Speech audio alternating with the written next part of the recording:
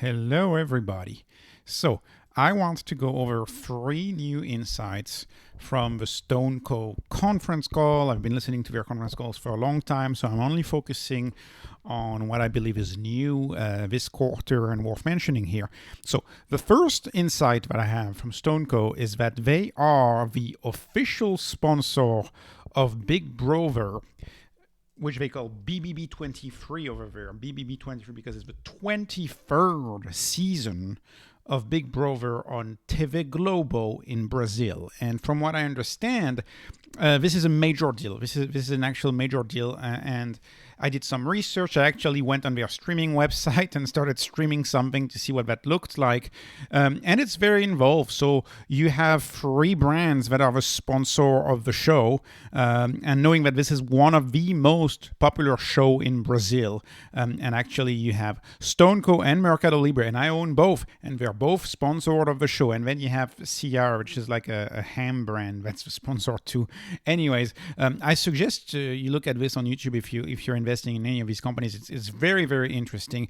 By the way, I just learned how stone is pronounced in Brazilian, and it's pronounced stonier. Stonier, that's how they pronounce it. So I've been pronouncing it wrong for a year and a half. Anyways, let me move on and let me try to ask the question, how big is Big Brother in Brazil? So this is the 23rd season, so it's pretty big. And they have 40 million nightly viewers per season. 50% of TV audience in the time slot, in the evening's time slot that they feel is watching that. So 1% out of 2 watching TV in the evening in Brazil is watching Big Brother Brazil. That's very, very big. They are at more than 100 episodes per season right now. And by the way, TV Globo is the #1 TV channel in Brazil. And Big Brother follows the most famous telenovela of Brazil. So there's a lot of good things going on with this BBB, Big Brother Brazil show. And actually, when you look at what they do, so that's why I do some research. I went streaming this. So when they do like the elimination of Big Brother in that show, they will involve Stone as the sponsor in that process. And there is also a process where, I don't understand it because I don't speak Brazilian, but there's kind of a process where they win money, where the contestant wins money. And so you have the StoneCo terminal payment that's getting filled with money, which I assume is pretty close to the app here. And it's just very interesting to see this StoneCo moment in the show.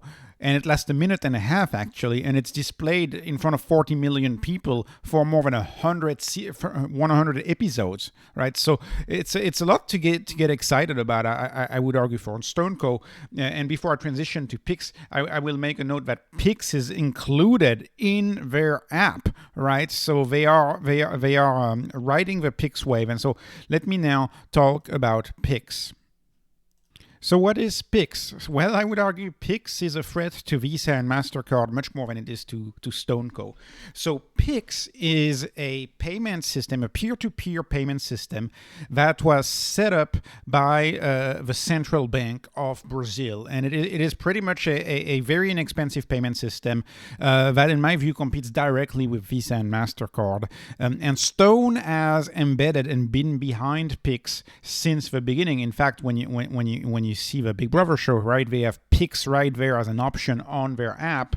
And PIX is a new feature in their point of sale terminals, right? It allows them to pay B2B, so exchange money between B2B customers, but you can also get your clients, right? Your customers to pay you with the PIX app. So someone walks into the store, they can just scan the QR code that you have on the payment terminal, and they can pay you like this. And I tried to do a little more research on PIX and to establish whether that is a threat or not.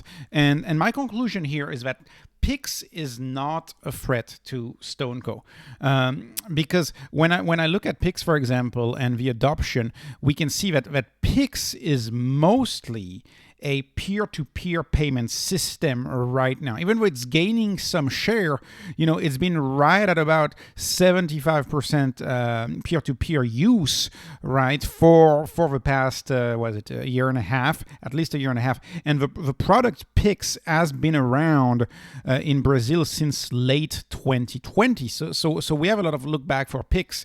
And so they discussed it on the call a little bit. And it's important to note that per my research, PIX earns about 22.22% for the payment processors, and that's very low in absolute, but per my research, it's mostly pure profit because the entire PIX system is operated by the central bank. I think I view PIX as more of a bigger threat for Visa and MasterCard, which I find it very interesting that like I've shown, Stone is pushing PIX right on its app and pushing people to use PIX. Like if PIX really hurt the business of Stone, I don't think they would put PIX right there as one of the top options for their business. So from what I see, this fee, even though it's very, very small, it's near pure profit. And there is also one main reason why you would want to use Stone instead of using just PIX is because Stone still allows you to accept a whole array of different payment methods, because not everybody coming into your store is going to want to use PIX. So in my view, if PIX is a threat to anybody, it's a threat more to Visa and MasterCard than it is to Stone, which is really that terminal at the small businesses, at the stores. And really, I mean, my feelings or my research about this is not as important as the numbers, right? The numbers are what matter. And when I look at the numbers, as I've shown in my video yesterday, the numbers show revenue growth really keeping being well, right? The revenue growth is still just as good quarter from quarter, and there is no sign of a dent of PIX into the revenue growth. And in fact, the cost of services have been decreasing as a share of revenue. So we've had an increased gross margin over each quarter after quarter up until the last quarter of Q4 of 2022. So the gross profits are going up for StoneCo, and maybe PIX has a little bit to do with that, because like I said, when you study and look at the central bank pretty much operates PIX just about everything, right? Just about everything. And PIX is very widely used in Brazil. More than 100 million people use it, so it's a very successful payment system. And the last thing that I wanted to discuss for the conference call is we have a new CEO coming, and that new CEO is coming in early April. And the CEO was a board member of StoneCo for the longest time, and he will be replacing Thiago Piau as the CEO.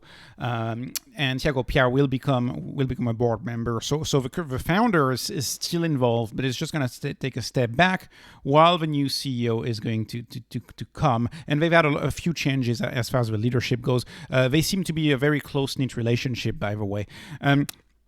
And I want to say two things about the guidance, right? I think one of the reasons why the guidance was low is because they said in the conference call that they wanted to leave the long-term guidance up to the new CEO so as not to jeopardize any of the new CEO momentum. So the guidance will be given by the new CEO coming up next, even though it's still clear to me that they provided very low guidance. And actually, the analysts called them out on it. Like this is what I tweeted yesterday, the first analyst on the call asked, so why is your guidance so low? What's going on? And their answer wasn't very convincing. So the guidance is clearly sandbagged to me, but it's partially because there's a new CEO coming and they want to have a new CEO set the guidance. So that was it. This was the three insights from the conference call that I gathered. I am myself very excited about their Big Brother Brasil partnership. Very surprised to see how big that show is, and I think that's really going to give a household name to Stonie, which I'm going to have to call it Stonie now. So anyways, thank you very much. This was not investment advice, just entertainment. I appreciate your likes and your subscribes. Thank you and have a wonderful day.